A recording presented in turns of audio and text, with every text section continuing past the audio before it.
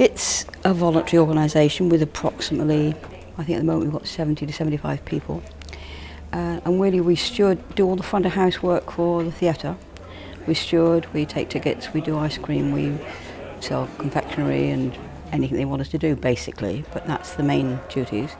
Those duties include safety stewards, because the Octagon has to have, I think by law, probably half a dozen safety stewards or so. And it helps the theatre, because I think if we weren't here, the theatre would, first of all, they would have to pay someone to do the safety stewards. That would be, so it's saving the money that way, it's helping the theatre that way. Would you like to come this way, please? And people like to, in this day and age, be shown to their seats. It doesn't happen very often in theatres at all. Unexpected things can happen. I mean, we've had people collapse, and we had somebody, I remember myself working and somebody, we wasn't sure whether she had died in her seat. She was actually asleep.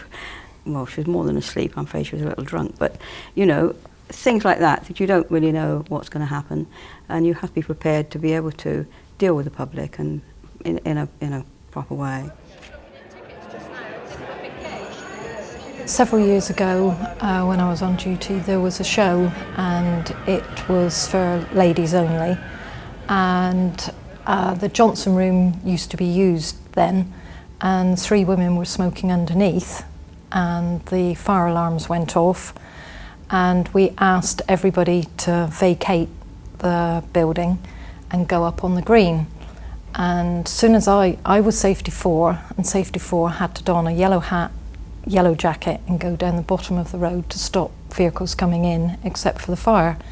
But as soon as I told the ladies, 600 ladies, that the firemen were coming, they presumed it was all part of the show, and I could not get them to go up there. That got quite hilarious, because I was trying to be firm, and I stopped the fire engine when it came and said, you're going to have a bit of trouble, and explain the situation.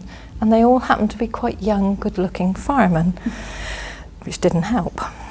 But yeah, it was just because the ladies smoked under. So the ladies were all there. Whoa! They thought it was part of the show. Part of the show.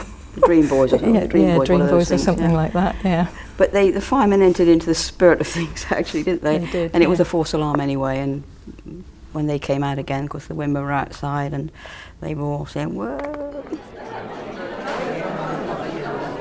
They don't particularly want photography, but they also don't want you to upset anyone by asking them too many times. You can ask people to stop, but if you've got to climb over people to get to them, then don't bother. I would miss it, if I didn't come.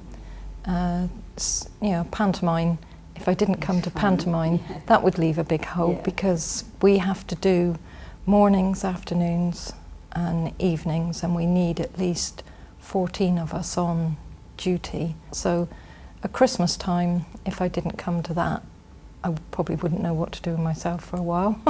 So yeah, that's about it.